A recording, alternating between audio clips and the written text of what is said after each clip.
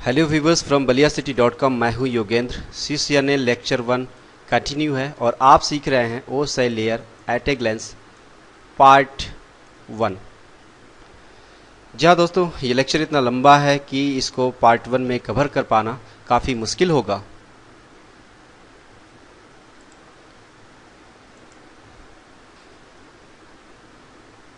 जैसा कि आप पहले से जानते हैं कि हमारे पास यदि दो कंप्यूटर्स हैं और एक को हमने माना क्लाइंट और दूसरे को हमने माना सर्वर, इनके बीच में हमें कनेक्शन करना होगा। इट इज़ पॉसिबल कि हमारे पास एक क्लाइंट है और दूसरा हमारे पास सर्वर है, इनके बीच में हम सिंपल एक केबल की कनेक्टिविटी कर सकते हैं। लेकिन यदि हमारे पास नंबर ऑफ कंप्यूटर्स हो, जैसे ये एक कंप्यूटर है, ये दूसरा कंप्यूटर है और ये तीसरा कंप्यूटर है, इन तीनों कंप्यूटर्स को हमें आपस में अगर कनेक्ट करना है तो सिंपल एक केबल से पॉसिबल नहीं है। इसके लिए हमने कोई एक सेंट्रल डिवाइस यूज करनी होगी। वो डिवाइस हमारी हब होगी या वो डिवाइस स्विच के रूप में होगी और फिर इन कंप्यूटर्स को उस डिवाइस के साथ में कनेक्ट कर दिया जाएगा। तो यहाँ पे कुछ सेंट्रल डिवाइस हब स्विच के रूप में भी इस्तेमाल हो रही हैं, कुछ केबल्स इस्तेमाल हो रही हैं और प्रत्येक केबल का कोई ना कोई यहाँ पे कनेक्टर्स भी होगा। जस्ट लाइक यहाँ पे हम RJ45 का केबल यूज कर सकते हैं।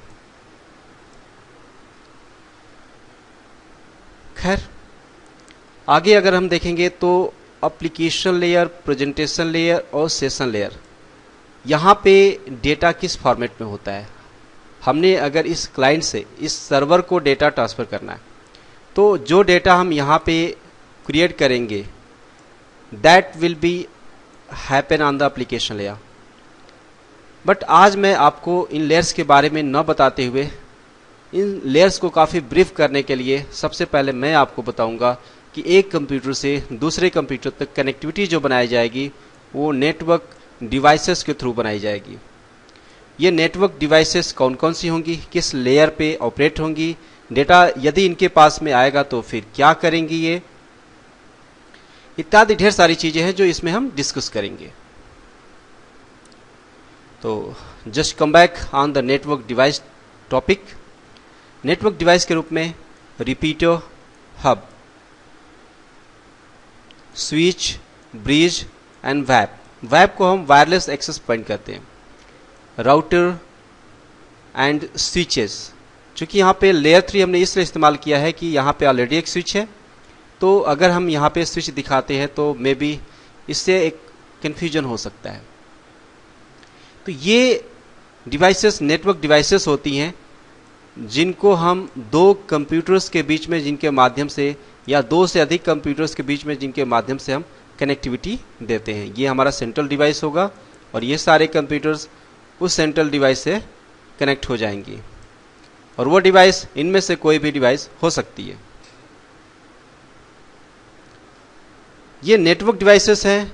तो ये नेटवर्क डिवाइसेस क्या कनेक्ट करती हैं? जनरली आपने पढ़ा हुआ है कि जो नेटवर्क होता है वो दो प्रकार का होता है, एक लैन और दूसरा वैन। तो ये जो फर्स्ट लेवल पर हमने डिवाइसेस रखा है, हब और रिपीटर, ये लैन को कनेक्ट करते हैं। सेकेंड लेवल पे हमने जो डिवाइसेस रखा है, स्विच, ब्रिज और वैप, ये भी लैन को कनेक्ट करते हैं। एंड थर्ड लेवल पे हमने जो डिवाइसेस रखा है, राउटर एंड लेयर 3 स्विचेस, ये लैन और वैन दोनों को ही कनेक्ट करते हैं।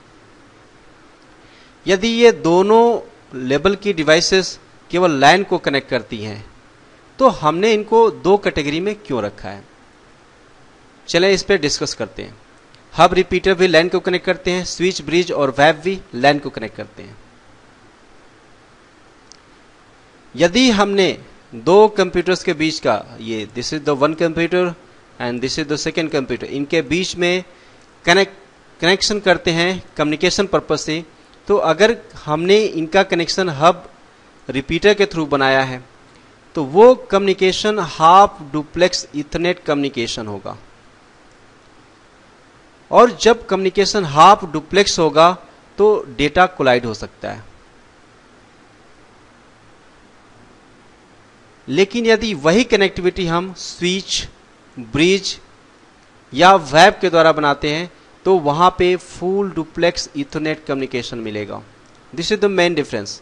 यहाँ पे हाफ डुप्लेक्स कम्युनिकेशन मिला और यहाँ पे फुल डुप्लेक्स कम्युनिकेशन मिला। फुल डुप्लेक्स कम्युनिकेशन मिलने से डेटा कोलाइड नहीं होगा। अब आखिर क्या है, हब रिपीटर के अंदर ऐसा क्या नहीं है जो स्विच, ब्रिज और वेब के अंदर है, जिसकी वजह से ये हाफ डुप्लेक्स कम्युनिकेशन प्रोवाइड करता और ये फुल डुप्लेक्स कम्युनिकेशन प्रोवाइड करता। तो हब और रिपीटर के अंदर डेटा को सेंड करने के लिए, डेटा को रिसीव करने के लिए एक सिंगल चैनल होता है, सिंगल चैनल।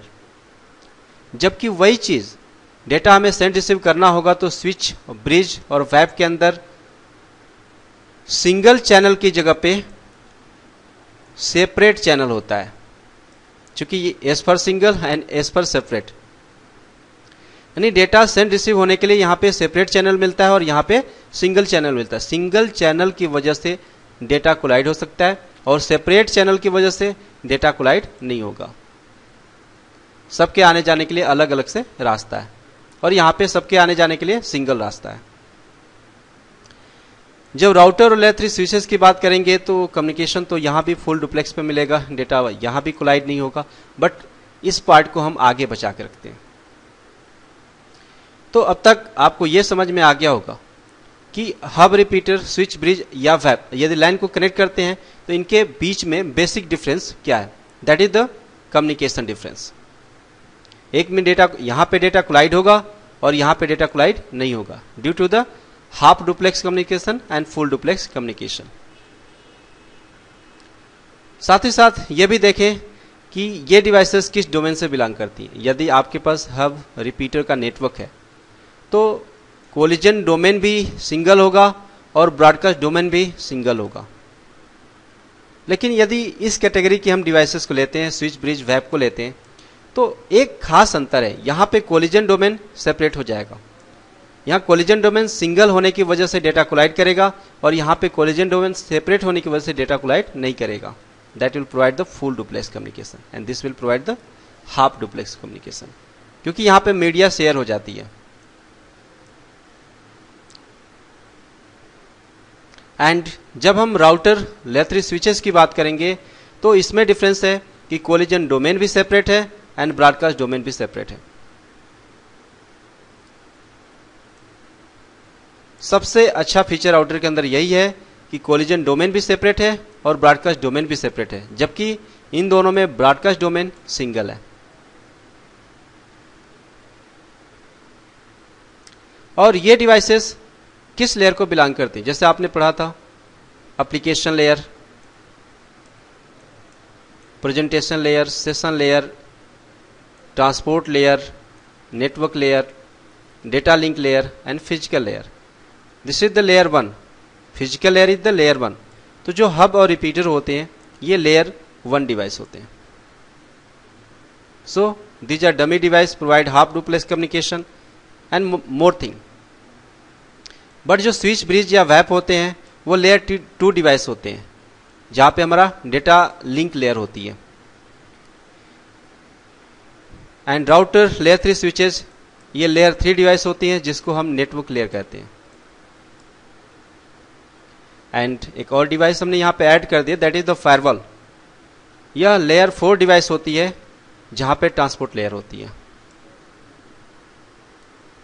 बाकी ऊपर जो 3 लेयर्स हैं, एप्लीकेशन, प्रेजेंटेशन, सेशन, ये होस्ट लेयर्स होती हैं। डेटा को ट्रांसपोर्ट करने से इनका कोई मतलब नहीं होता, ये सारे हैपेंस ऑपरेटिंग सिस्टम पे होते हैं। एंड एक बात बताएं कि एक पीसी, जैसे पीसी भी एक डिवाइस है, तो वो किस लेयर पे काम करेगी, तो पीसी 7 लेयर पे काम करती है।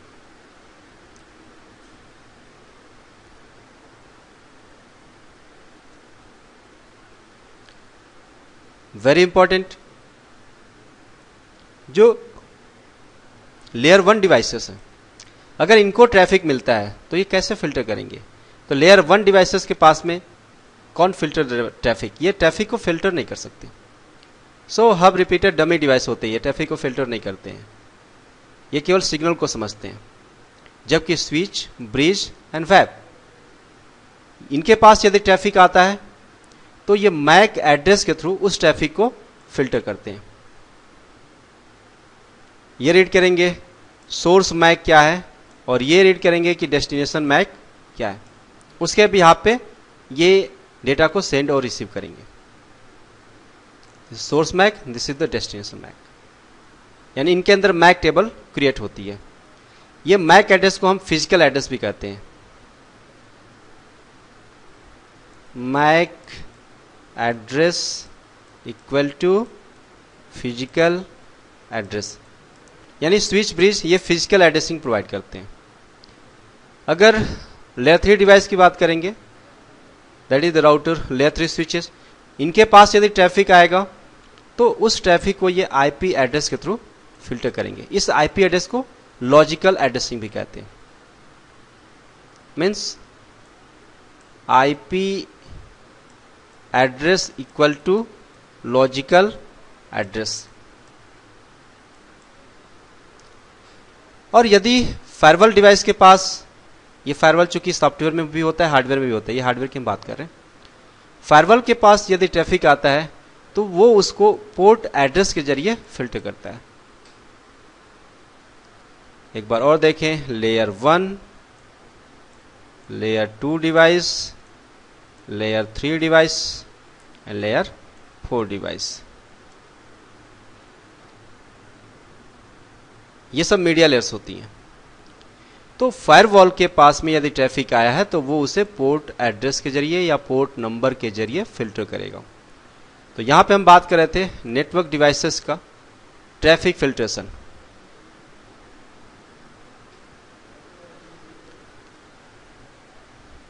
थोड़ा सा मैटर और कॉम्प्लेक्स होता जा रहा है। हमने वहां पे लैन की बात करी थी और वैन की बात करी थी, तो लेयर के रिकॉर्ड में हम लैन और वैन की पोजीशन भी देखेंगे। जैसे यहाँ पे 3 लैन इंप्लीमेंटेशन, एक लैन हमारा इथरनेट, दूसरा लैन टोकरिंग एंड तीसरा लैन FDDI, ये लैन के 3 इंप्लीमेंटेशन हैं। जैसे जिन्हें हम 10 या 100 नेटवर्क कहते हैं, that is the IEEE 802.3। Actual में इसी को इथरनेट बोला जाता है। यहां पे हम अपने नेटवर्क को सजाते हैं और कम्युनिकेशन करते हैं। दूसरा हमारा अगर टोकन रिंग के थ्रू है तो उसको IEEE 802.5 के नाम से जानते हैं। This is the token ring and this is the FDDI। इस पे हम ज़्यादा फोकस या डिस्कस अभी नहीं करेंगे, पार्ट 2 में हमारा इस पे डिस्कशन चलेगा। फिलहाल हम ये मान के चलते हैं कि लैन के 3 इंप्लीमेंटेशन है, that is the Ethernet, टोकरिंग and FDDI। थोड़ा हम वैन की बात कर लें। Van physical layer standards and protocols. It's good. Van physical layer standards and protocols, लैन और वैन। लैन को हमने छोड़ दिया, वैन की बात कर रहे हैं। बट फिजिकल लेयर जो हमारी लेयर 1 होती है, टोटल डिस्कशन हमारा यहाँ पे लेयर 1 पे चलेगा कि ये वैन का फिजिकल लेयर पे क्या स्टैंडर्ड होता है। तो इट डिस्क्राइब इंटरफेस, या इंटरफेस को डिस्क्राइब करता है बिटवीन DT एंड DC। थोड़ा सा देखिए यहाँ पे, ये हमारा DC डिवाइस है और ये हमारा DT डिवाइस है। DC डिवाइस सर्विस प्रोवाइडर होती है from the telecom, but DT device ये अटैच्ड डिवाइस होती है, अटैच्ड डिवाइस। तो इन दोनों के बीच में जो इंटरफेस होता है, दैट इंटरफेस में भी आपने EIA-TIA 232 का नाम सुना है, या V.35 केबल का नाम सुना होगा, या X.21 का नाम सुना होगा, या सिस्को जो एक इंटरफेस प्रोवाइड करता है HSSI। अगर नहीं सुना होगा तो मैं यहाँ पे डीपली आपसे डिस्कस करूंगा वैन physical layer standards and protocols पे। तो एक्चुअल में यहाँ पे हमें एक इंटरफेस चाहिए और यहाँ पे एक इंटरफेस चाहिए, ताकि इन दोनों DTE और DC के बीच में हम कनेक्शन कर सकें। पहले यहाँ पे कनेक्शन होगा, उसके बाद कम्युनिकेशन होगा। तो ये इन यहाँ पे और यहाँ पे के बीच का जो इंटरफेस है वो फिजिकल लेयर डिस्क्राइब करता है। अब तक हमें ये समझ में आ गया है कि वैन physical layer standards and protocols क्या डिस्क्राइब करते हैं। तो वो DT DC के बीच में इंटरफेस को डिस्क्राइब करते हैं। एंड दोज इंटरफेस में बी EIA TIA 232 में भी इसका पूरा नाम हो सकता है electronic industry association and telecommunication industry association. इसने एक स्टैंडर्ड बनाया, नाम दिया 232। इसको RS 232 के नाम से भी जानते हैं, जो हमें 64 kbps की स्पीड देता है और सपोर्ट अनबैलेंस्ड सर्किट या अनबैलेंस्ड सर्किट अर्थात अनबैलेंस्ड ट्रांसमिशन को सपोर्ट करता है। And closely resemble to V.25 specification. ये V.24 V.24 क्या है? This is the V.24। यह एक ITUT स्टैंडर्ड होता है जो RS 232 के समान होता है, 64 kbps की स्पीड प्रोवाइड करता है। यानी EIA TIA ने एक स्टैंडर्ड बनाया और ITUT ने भी एक स्टैंडर्ड बनाया V.24 करके, दोनों सेम है। EIA TIA ने एक और स्टैंडर्ड बनाया, दैट इज द 449। इसको RS 449 कहते हैं और ये 2 Mbps की स्पीड देता है। अगर हमने ये वाला स्टैंडर्ड लगा रखा है तो हमें 64 kbps की स्पीड मिलेगी, और अगर 449 को लगा रखा है तो 2 Mbps की स्पीड मिलेगी। EIA 530 फिजिकल लेयर पे इसका स्पेसिफिकेशन आता है, तो ये कुछ नहीं है, ये RS 449 का ही इम्प्लीमेंटेशन है। इसमें 2 इम्प्लीमेंटेशन हुए, एक RS 422 और एक RS 423। 422 बैलेंस ट्रांसमिशन सपोर्ट करता है, जबकि 423 अनबैलेंस ट्रांसमिशन सपोर्ट करता है। V.24 को हमने देखा, V.35 या V.35, यह भी में जितने भी स्टैंडर्ड होंगे सब ITUT स्टैंडर्ड होंगे, जिसको ITUT ने बनाया। ये 48 kbps की स्पीड प्रोवाइड करता है, सिंक्रोनस कम्युनिकेशन। X.21 यह भी ITUT स्टैंडर्ड है, यह भी सिंक्रोनस कम्युनिकेशन प्रोवाइड करता है, but used in Europe and Japan में और यूरोप में इसका इस्तेमाल किया जाता है। इसके अलावा G.703 या G.704 यह भी स्टैंडर्ड ITUT स्टैंडर्ड ही है और यह इवन डेटा रेट से स्पीड प्रोवाइड करता है। बट DT DC के बीच में जो कनेक्टर यूज करता था वो BNC कनेक्टर यूज करता था। अभी तक आपने ये देखा है, ये ऊपर लिख देते हैं इसको DTE और ये है हमारा DCE। This is the service provider and this is the attach device. ये हमारे लैन साइड में होती है और ये वैन साइड के लिए होती है। तो इन दोनों के बीच में BNC कनेक्टर के थ्रू इवन डेटा रेट पे स्पीड प्रोवाइड करता था। G.703 या G.704। आगे T1 T3 E1 E3 का भी नाम आया है। तो T1 या T3 यह USA की टेक्नोलॉजी है, USA में यूज करी जाती है, जबकि हमारे इंडिया में E1 टेक्नोलॉजी या E3 टेक्नोलॉजी को यूज किया जाता है। जनरली हम T3 को और E3 को छोड़ दें क्योंकि ये काफ़ी कॉस्टली इम्प्लीमेंटेशन है, इसलिए T1 जो 1.5444 Mbps की स्पीड प्रोवाइड करता है फॉर USA, एंड E1 जो हमारे इंडिया, पाकिस्तान इत्यादि में इस्तेमाल होता है, जो 2 Mbps की स्पीड प्रोवाइड करता है, जबकि E3 का स्पीड 45 Mbps है एंड T3 का स्पीड लमसम 45 Mbps के अप्रॉक्स है। इसके अलावा XDSL का स्टैंडर्ड हो सकता है या सोनेट या ISDN के स्टैंडर्ड हो सकता है। तो ये कुछ नहीं है, हमने जिस तरह की स्पीड चाहिए, हमारे यहाँ जिस तरह की सर्विस मिलती है, उस तरह का हम स्टैंडर्ड यूज करेंगे। एक HSSI भी स्टैंडर्ड है जिसको सिस्को प्रोवाइड करता है। तो अभी तक इसमें हमने जितना भी डिस्कशन किया है सबके सब इंटरफेस हैं जो DT DC के बीच में इस्तेमाल किए जाते हैं। तो सबसे पहले इन दोनों के बीच में कनेक्शन चाहिए, that connection provided by the interface. यहाँ पे जो इंटरफेस होगा उसके द्वारा इनके बीच में कनेक्शन प्रोवाइड होगा। बट कनेक्शन के बाद में जब कम्युनिकेशन करना होगा, यहाँ पे हम लेयर 1 की बात कर लिए, वैन का लेयर 1 पे क्या रोल है उसके बारे में हम बात कर लिए। अब कनेक्शन हो गया हमारा, कम्युनिकेशन की बात करेंगे। तो कम्युनिकेशन लेयर 2 से संबंधित है, जहां पे कुछ प्रोटोकॉल्स आएंगे।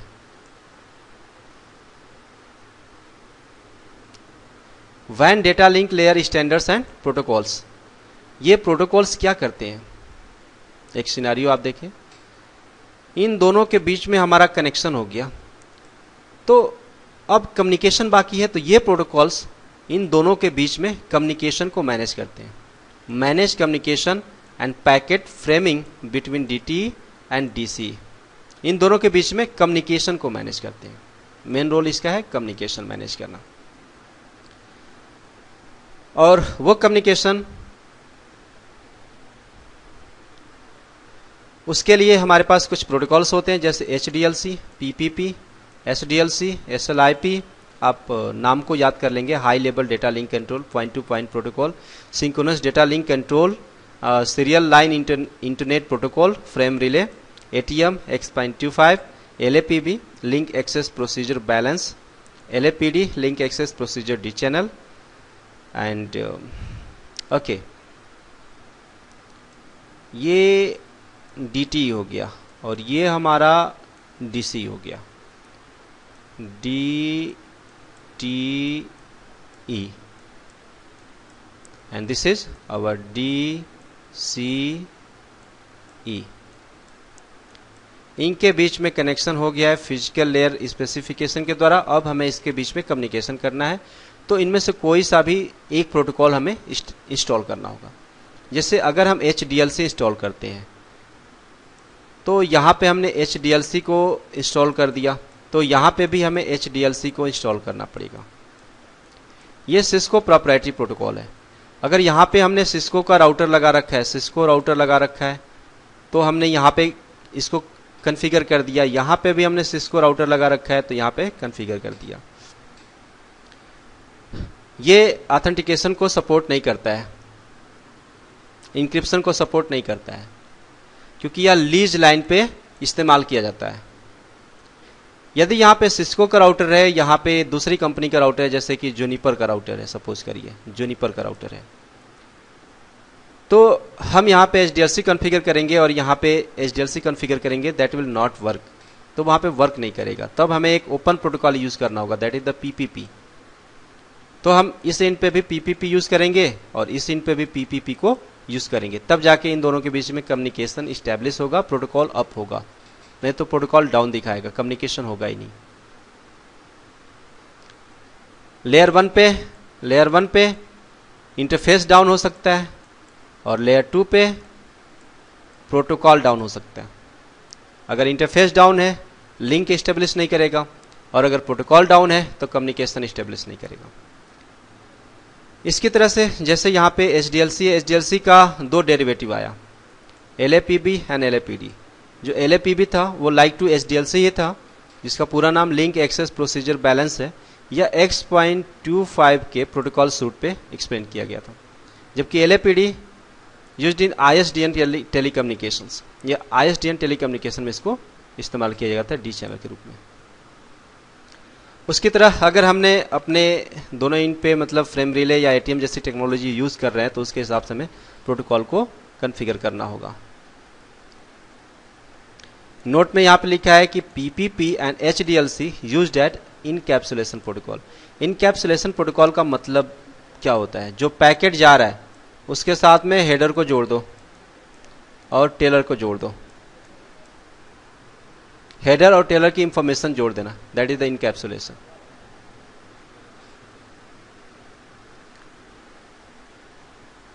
WAN data link layer standard and protocols used to adding header and tailor with the packet. Good.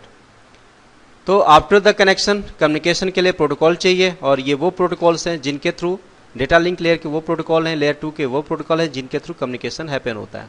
Means ये कम्युनिकेशन को मैनेज करते हैं, पैकेट की फ्रेमिंग करते हैं बिटवीन DT एंड DC। पुनः बताते चलें, DC सर्विस प्रोवाइडर डिवाइस होती है, जबकि DT अटैच डिवाइस होती है। और ख़ास तौर पे इसको जो डीसी डिवाइस होती है उसको क्लॉक रेट दिया जाता है।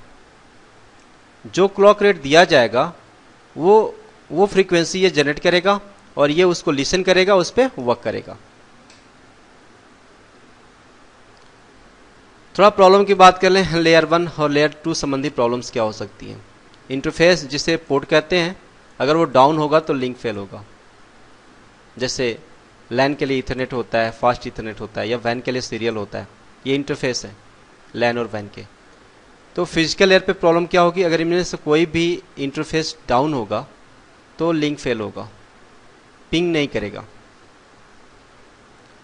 थोड़ा सा और अच्छे वे में समझाते हैं। बाय डिफ़ॉल्ट राउटर हो या फिर स्विच हो, उसके जो इंटरफेस होते हैं वो बाय डिफ़ॉल्ट डाउन होते हैं, इसलिए उनको एक कमांड दिया जाता है नो शट।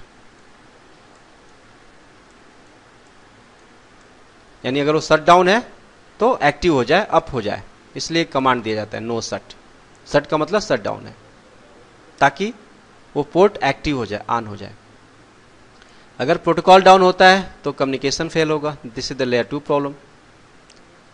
हमने इनकैप्सुलेशन HDLC दिया है, दूसरे साइड में इनकैप्सुलेशन PPP दिया है, तो कम्युनिकेशन फेल हो जाएगा। दोनों इन पे HDLC कॉन्फ़िगर होना चाहिए या फिर दोनों इन पे PPP कॉन्फ़िगर होना चाहिए। PPP ओपन है और HDLC सिस्को प्रोप्राइटरी है। और क्लॉक रेट DC डिवाइस को देते हैं। Clock rate only gives to DC device only that generate frequency. ये फ्रीक्वेंसी को जनरेट करता है, जिसको DTE लिसन करता है, वो करता है। एंड अब हम लेयर 3 पे पहुंचे हैं। लेयर 3 पे नेटवर्क लेयर होती है, उसके भी कुछ स्टैंडर्ड्स और प्रोटोकॉल्स होंगे। यहाँ पे IP वर्जन 4, IP वर्जन 6 जैसे नाम आते हैं, यानी लॉजिकल एड्रेसिंग का काम ही करता है। ICMP वर्जन 4, ICMP वर्जन 6 ये IP के अकॉर्डेंस में चलता है। ICMP क्या है? That is the internet control message protocol. हम लोगों ने कभी पिंग किया होगा, जस्ट PING, कोई पर्टिकुलर एड्रेस होगा जिस पे हमने पिंग किया होगा 192.168.1.1। सपोज करिए हमने इस एड्रेस पे पिंग किया, तो हमें कुछ मैसेज मिलते हैं, जैसे डेस्टिनेशन अनरीचेबल,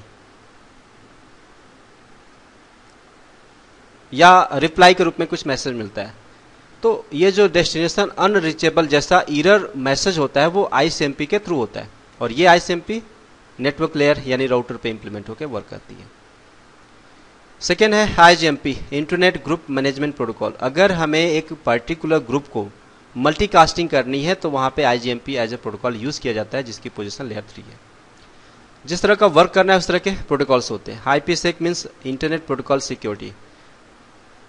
जब IP पैकेट जा रहा होगा, कोई भी पैकेट IP पैकेट जा रहा होगा, तो उसको ऑथेंटिकेशन और इंक्रिप्शन प्रोवाइड करने का काम ये करता है। प्रत्येक IP पैकेट्स को ऑथेंटिकेट करता है और इंक्रिप्ट करता है। सिक्योरिटी पर्पस से यह बहुत जरूरी भी है। अगला है IPX, इसको इंटरनेट पैकेट एक्सचेंज कहते हैं, जो कि IPS SPS प्रोटोकॉल स्टैक के अंदर पाया जाता है। इसकी भी पोजीशन नेटवर्क लेयर पे होती है। एप्पल टॉक, यह एप्पल इंक कॉर्पोरेशन द्वारा डेवलप किया गया था, special for the Mac computers. यह भी नेटवर्क लेयर पे पाया जाता है। ARP address resolution protocol, part of the network layer. After that जितने भी राउटिंग प्रोटोकॉल्स होते हैं, राउटिंग प्रोटोकॉल्स जैसे RIP, IGRP, EIGRP, OSPF, BGP, ISIS, ये सब के सब की लोकेशन नेटवर्क लेयर पे होती है।